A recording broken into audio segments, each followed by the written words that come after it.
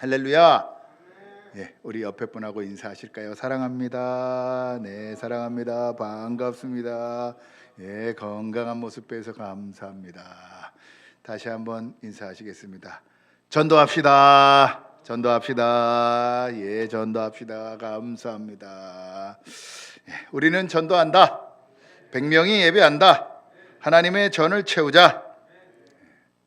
이번 주일은 대림절 네 번째 주일입니다. 우리 오늘 신총원 집사님 기도했듯이 12월은 주님의 오심을 기다리는 대림의 기간입니다. 강림절, 기대하고 오심을 기대하고 기다리는 기간이다. 대림절이란 아기 예수님의 탄생을 기다리는 기간을 뜻합니다. 그래서 지난주에는 무엇을 기다려야 되느냐? 주 보혈의 능력을 기다리는 자가 되어야 한다. 주 보혈에는 치료의 권능과 주 보혈에는 놀라운 역사가 일어난다. 그것을 기다리도록 훈련받는 기간이 대림절이다. 그리스도인들에게 있어서 기다림, 인내, 이것은 그 사람이 믿음이 있는지 없는지 여부를 판별할 수 있는 초석이라 할 수 있습니다.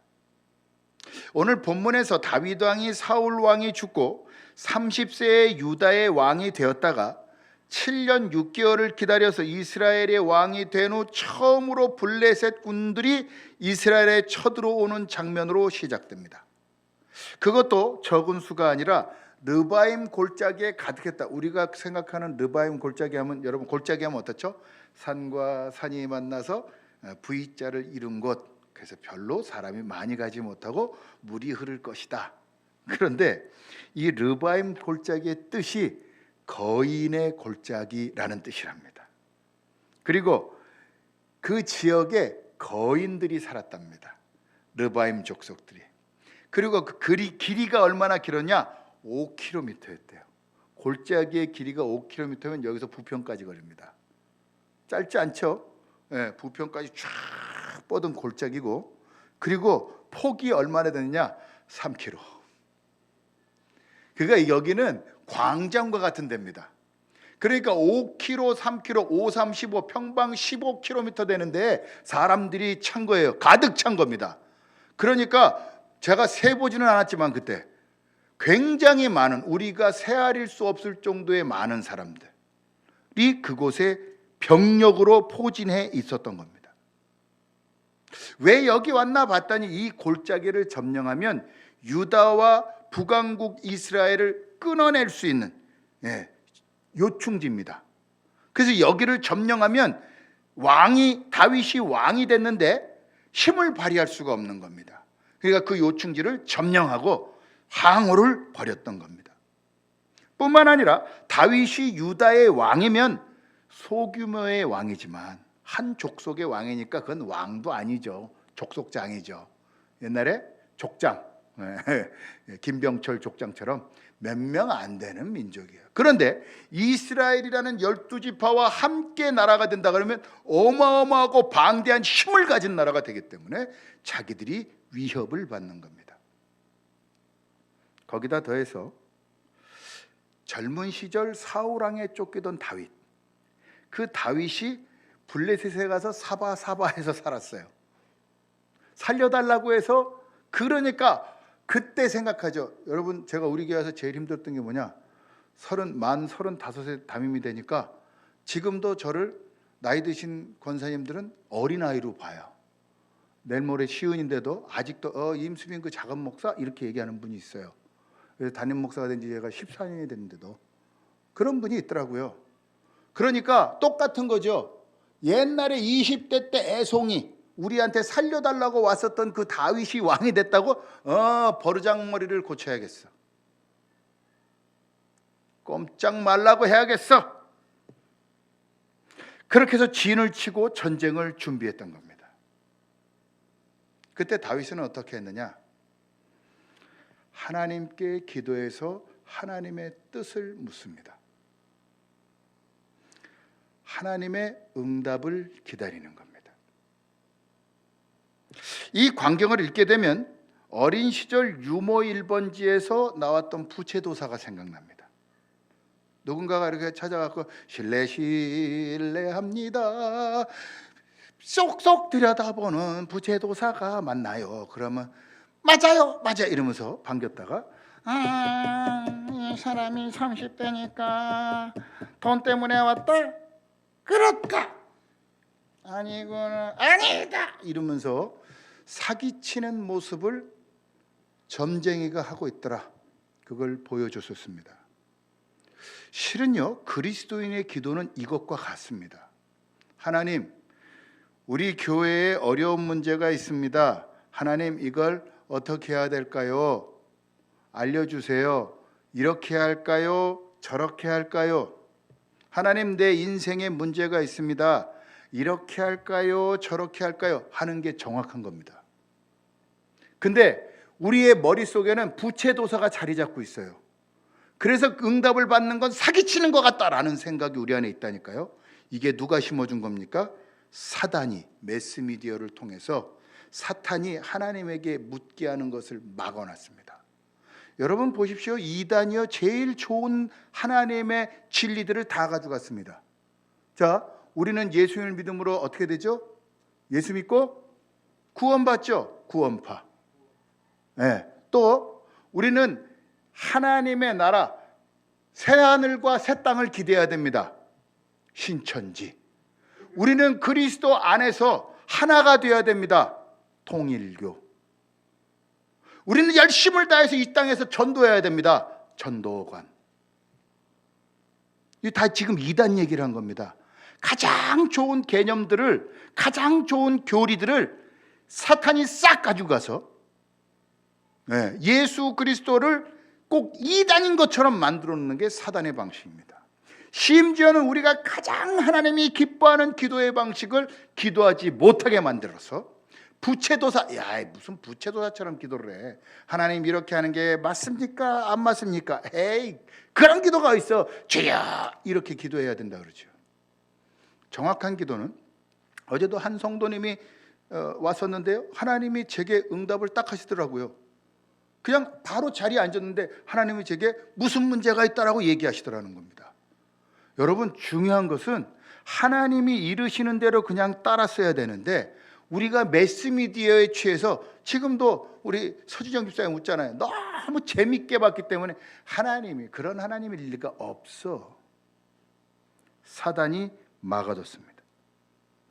무엇보다 오늘 말씀을 통해서 함께 나눈 동안에 여러분도 다윗왕처럼 하나님께 묻고 그 응답을 기다려 응답대로 순종함으로 모든 삶에서 승리하는 주님의 역사가 여러분에게 있기를 주님의 이름으로 간절히 바랍니다. 우리는 급한 일이 터지면 하나님께 기도하기보다는 인간적인 방법을 강구합니다.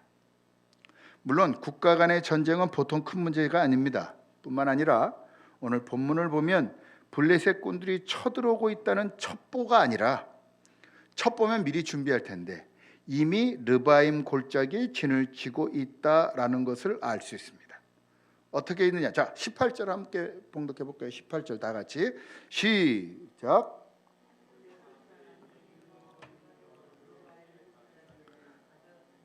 블레셋 사람들이 어떻게 이르렀다고요? 이미. 그러니까 이미 블레셋 군들이 오고 있는 것을 알게 되었다면 여러 가지로 준비해야 될 겁니다. 이미 도착했으니까, 야, 급하다, 급해, 야, 걔네들이 어떤 거 가졌냐? 그러면 우리도 그거를 깰 수 있는 거 가져야지. 야, 북한에서 ICBM을 터뜨리면 우리는 패트리어 같은 거 갖다가 쏴야 된다, 준비해야 된다, 뭐 이것저것 준비해야 된다. 준비해야 될 겁니다. 앞선 16절 말씀까지 보면 다윗은 하나도 준비하고 있지 않아요. 그냥 다윗성을 건축해서 자기가 살 곳을 만들고 이미 첩보는 왔을 겁니다. 여러분, 전쟁하려면 지금 블레셋은 한 개 민족이 아니라 대여섯 개의 민족이 연맹을 해서 하기 때문에 첩보 부대가 없을 리도 없고 이미 그 소식을 알고 있을 거예요, 다윗은. 그런데 다윗은 그냥 다윗성을 쌓고 있고요. 오죽하면 16절에는 그의 아들과 딸들이 이렇게 났습니다. 그리고 쭉 14절부터 16절에 아들, 딸들 얘기가 쭉 나옵니다.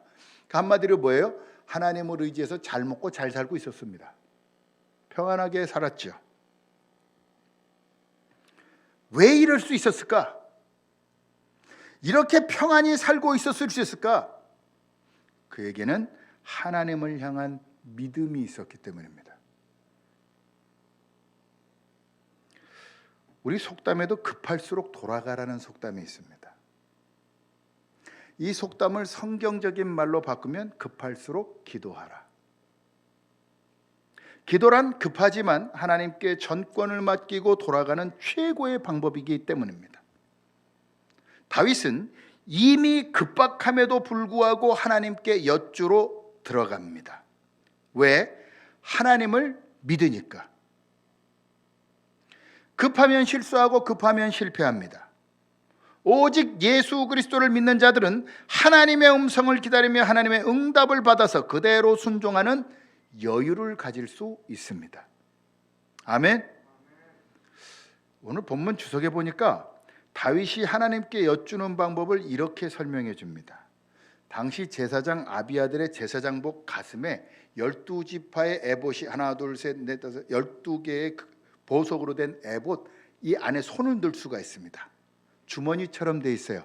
그러면 우림과 둠밈이라는 두 개, 그 당시 아마 돌이었을 거랍니다. 맨들맨들하게 비슷하게 생긴 돌을 우림과 둠밈이라고 해서, 하나는 빛, 둠밈은 또 다른 거룩함 이런 뜻인데, 빛과 거룩함에 대한 것을 안에다 이렇게 넣어요. 하나는 검정색, 하나는 흰 것이었을 거다.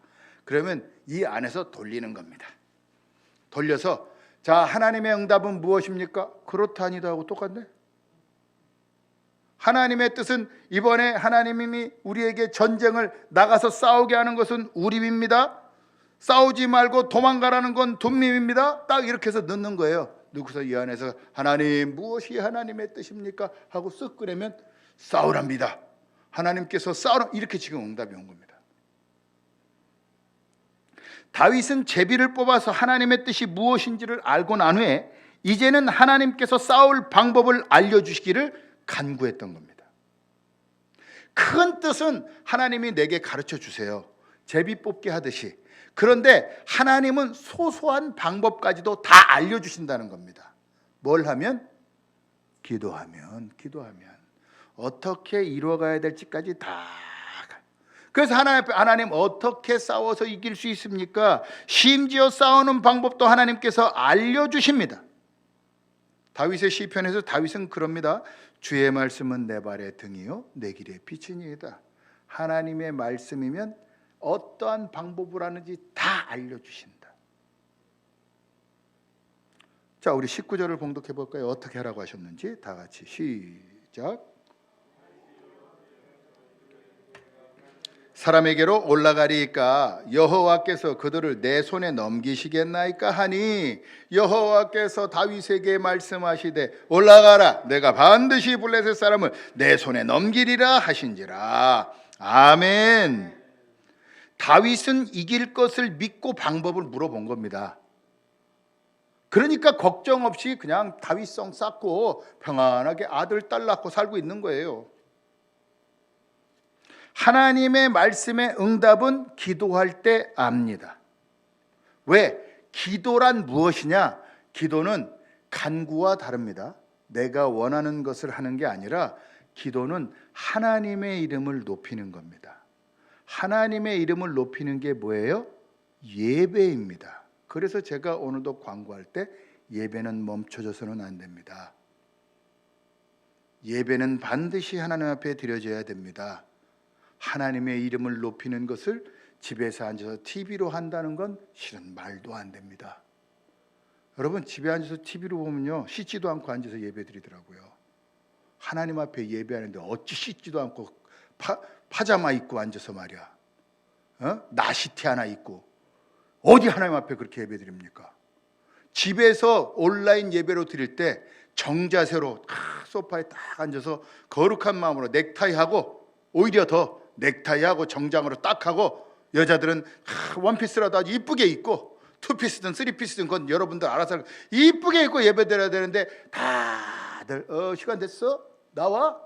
봐봐, 칫솔질도 안 하고 머리 이렇게 이건 예배가 아닙니다.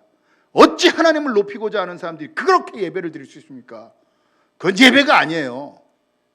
오늘도 우리 영혼이 앉아서 보니까 자기네 교회 9시 예배 드린다는데 그냥 자다가 일어나가지고 예배 드리더라고요. 그랬어요? 제가 잘못 봤습니다.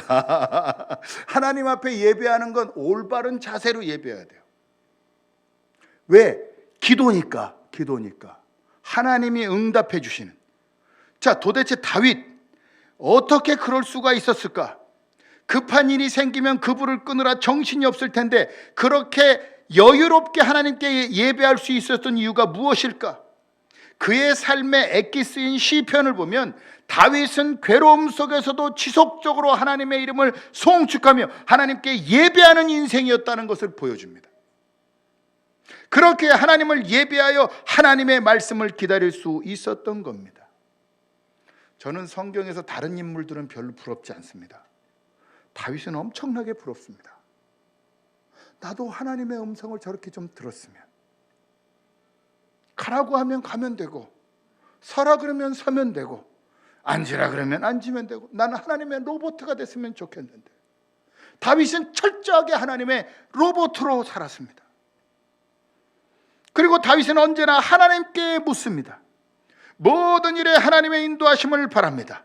사람을 보지 않습니다.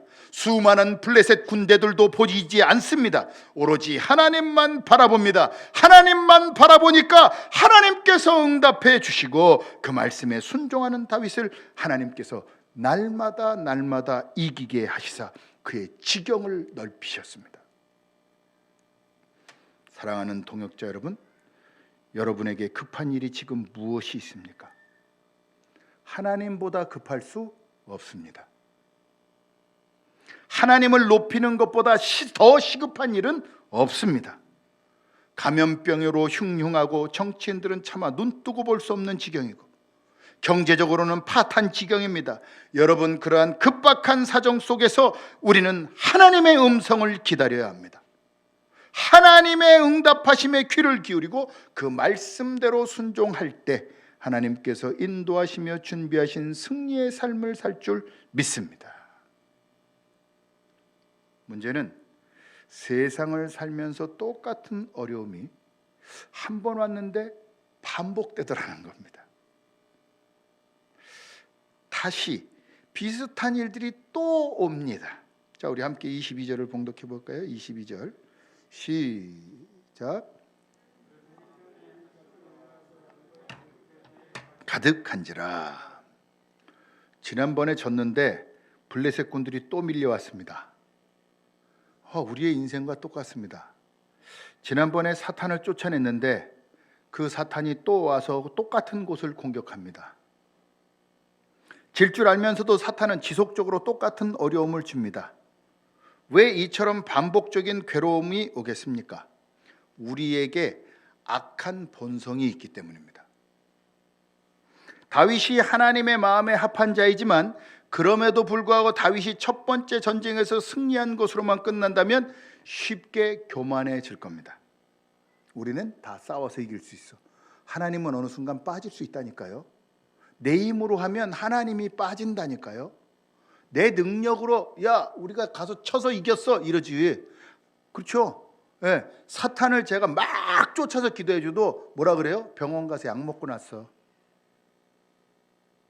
제가 뜨겁게 막 기도해드리면 마음이 뜨거워요. 그런데 그 다음날 병원 가보고 확인할게요. 이게 악한 본성입니다.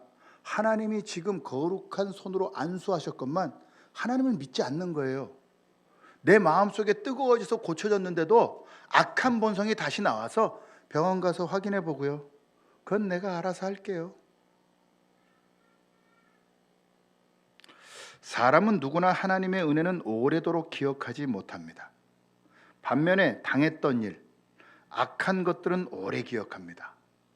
제가 전에 말씀드렸죠. 초등학교 5학년 때 빨가벗겨져서 저희 어머니한테 쫓겨난 건 전 지금도 기억합니다. 저희 어머니가 저를 위해서 잘해주고 좋은 일들은 하나도 기억이 안 나요. 솔직하게. 솔직하게 아무것도 좋은 건 기억이 안 나요. 근데 제 머릿속에 나를 빨개벗겨 쫓아냈지 이 생각밖에 없어요. 악한 본성 때문에 그렇지 않습니까? 누구든요 자기 부모가 최고라고 말하는 사람은 아무도 없습니다. 우리 엄마의 단점을 얘기하죠.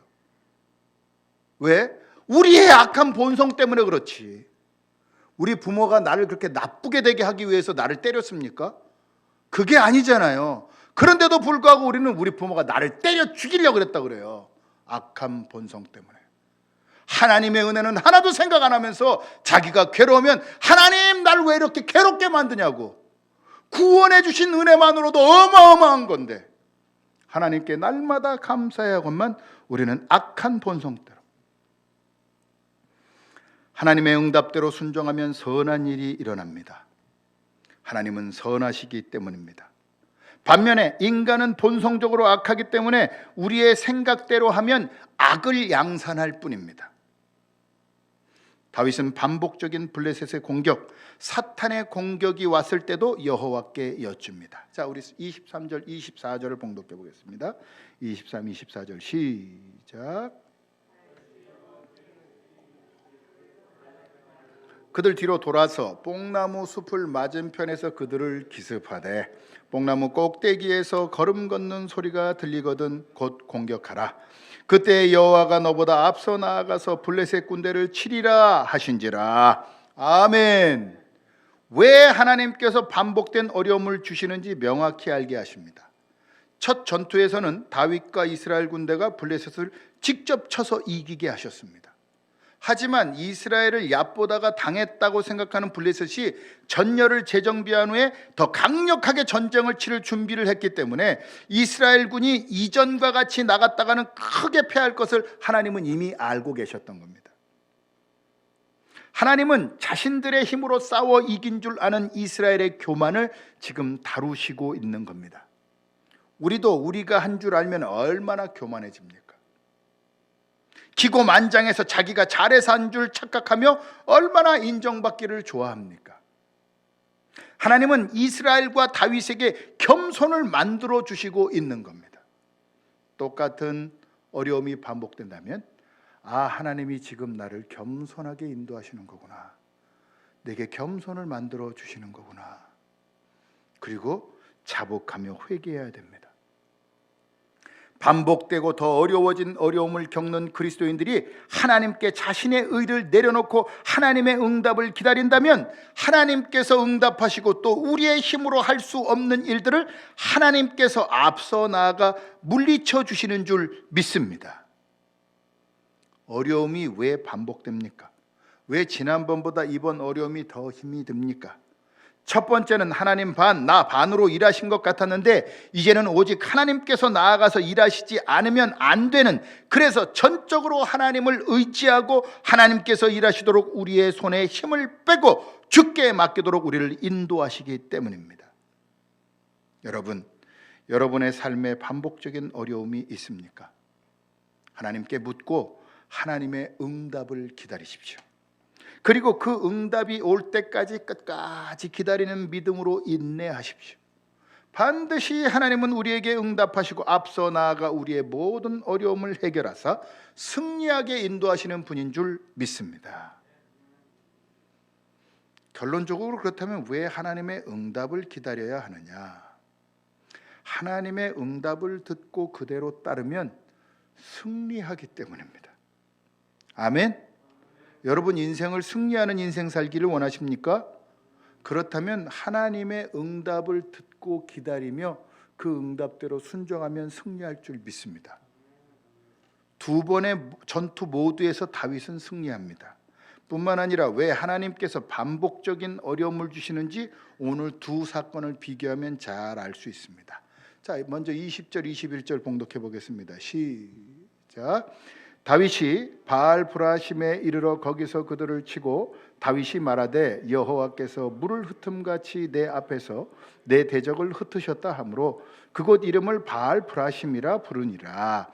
거기서 블레셋 사람들이 그들의 우상을 버렸으므로. 바알 브라심이란 바알 신을 흩으셨다라는 뜻입니다. 바알은 우상을 뜻합니다. 결국에 하나님께서 어려움을 주실 때 첫째로 우리가 하나님보다 우상 삼은 것들을 흩으시려는 의도임을 우리는 깨달아야 됩니다. 여러분이 우상 삼은 것은 무엇이 있습니까? 하나님의 명령임에도 불구하고 순종하지 못하는 이유가 여러분이 우상 삼은 것 때문에 그렇게 순종하지 못하는 겁니다. 물질이 될 수 있습니다. 자녀가 될 수 있습니다. 우상은 남편이나 아내, 배우자가 될 수 있습니다. 우상은 직장이 될 수도 있습니다. 그 무엇보다 자신이 자신의 우상이 되는 자기애가 우상이 될 수 있습니다. 나를 너무나 사랑하니까 하나님 말씀에 나를 순종시킬 수 없는 거죠. 우상의 핵심은 자기애입니다. 이 모든 것을 제하시기 위해서 하나님은 우리로 하나님의 응답을 기다리게 하시고 또한 응답받은 대로 순종하면 승리하게 하십니다. 둘째는 우리가 하나님보다 소중하게 여기는 우상을 제하고 나면 하나님께서 우리 앞서 나아가시는 것을 경험하게 하고자 했어.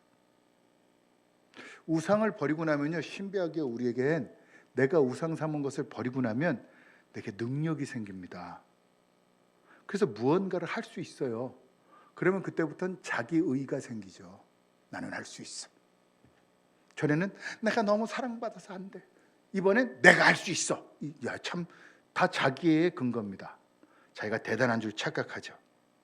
자, 23절과 25절을 함께 봉독해 보겠습니다. 시작. 말고 그들 뒤로 돌아서 뽕나무 숲을 맞은편에서 그들을 기습하되 뽕나무 꼭대기에서 걸음 걷는 소리가 들리거든 곧 공격하라. 그때 여호와가 너보다 앞서 나아가서 블레셋 군대를 치리라 하신지라. 이에 다윗이 여호와의 명령대로 행하여 블레셋 사람을 쳐서 게바에서 게셀까지 이르니라. 아멘. 하나님께서 내 앞에 나아가서 일하시는 역사는 내가 하려는 의지를 내려놓게 하신다라는 뜻입니다. 다윗은 지난번에 올라가 승리했으니까 이번에도 그렇게 하려고 작정하고 여러 방편으로 전쟁을 준비하고 하나님 앞에 기도하러 올라갔습니다. 그때 하나님은 네가 하지 말아라, 내가 앞서 나아간다 라고 다윗을 정지시키십니다. 움직이지 마. 너희는 그냥 숨어만 있어. 그리고 내가 뽕나무 위에서 저벅저벅 하고 걸어가면 그때 나가. 내가 그러면 네 앞에서 다 싸울 거다. 마지막 절에 나오는 25절에 게바에서 게셀까지 이르니라. 성경을 찾아보니까, 주석을 찾아보니까 게바란 그 블레셋 군대들이 싸우다가 최종 수비 강화됩니다. 수비 강화돼. 최종 수비 지역이에요. 그러니까 경계선입니다. 거기까지 도망간 거예요. 하나님이 역사하니까 와! 말했는데 그냥 도망가요. 막 도망가는 겁니다. 도망가니까 그냥 뒤에서 죽어라 이러고 그냥 죽인 거예요. 죽어라, 푹 이러고 그냥 그러고 간 겁니다. 그래서 게바까지 갔는데 여기 피하면 전에는 이스라엘 군대가 쳐들어가지 못했어요. 그런데 하나님이 나아가시니까 그 게바까지 함락이 돼버린 겁니다. 그리고 게셀은 어디냐? 게셀은 그들의 주도예요. 거기까지 밀려나간 거예요. 하나님이 영토를 확장하게 하셨습니다. 누가 하시니까? 내가 할 때는 골짜기에서 승리뿐입니다. 그런데 하나님이 하시면 지경이 넓어지고 하나님이 하시면 완전히 몰살될 줄 믿습니다. 그렇기 때문에 오늘 말씀의 핵심은 여기 있습니다. 내가 사랑하는 우상, 자기애를 흩어야 합니다. 내가 사랑하는 것은 오직 여호와 아버지 하나님이며 오직 하나님만 내 삶의 최우선이 되어야 합니다. 그렇지 않다면 우리는 패배하는 인생이 되고 맙니다. 또한 내가 할 수 있는 능력이 된다면 그때부터 더욱 우리 손에 힘을 빼야 합니다. 그리고 하나님이 일하시도록 하나님의 음성을 기다리고 하나님의 뜻대로 순종해야 합니다. 그리하여 하나님이 일하심으로 르바임 한 지역이 아닌 게바에서 게셀까지 점령하게 되는 승리의 자녀들이 되기를 주의 이름으로 간절히 바랍니다.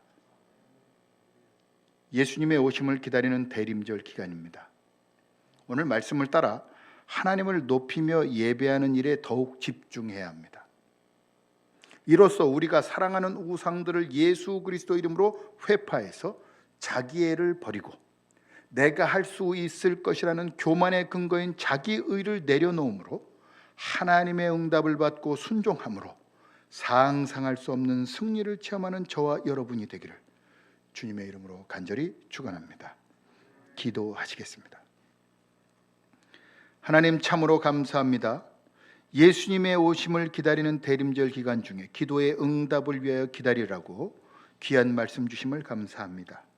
하나님, 나를 사랑하기 때문에 순종하지 못했던, 그래서 나아가서 싸우라고 해도 싸우지 못했던 하나님, 나의 연약한 자기애를 용서하여 주옵소서. 내가 우상 삼은 것들 주께 다 내려놓기로 결단했습니다. 주님, 내게 은혜를 베풀어 주시사 날마다 승리하는 역사 있게 하여 주시옵소서. 하나님, 또한 아버지 하나님, 내가 하려는 내 자기의를 하나님 앞에 내려놓겠습니다. 하나님, 그리하여 하나님이 주시는 말씀대로 순종하고 하나님의 영광을 위해 삶으로 하나님이 영광 받으시고 나의 지경을 넓히시는 은혜를 체험케 하여 주시옵소서. 이제는 우리 주 예수 그리스도의 은혜와 아버지 하나님의 극진하신 사랑하심과 성령님의 감동 감화 교통 내주 축복 면류하심, 오늘 말씀을 듣고 자기애를 버리고 자기의를 버려 하나님의 말씀대로 순종함으로 승리하기로 결단한 주의 자녀들 머리 위에 이제로부터 영원토록 함께 하시기를 간절히 축원하옵나이다. 아멘.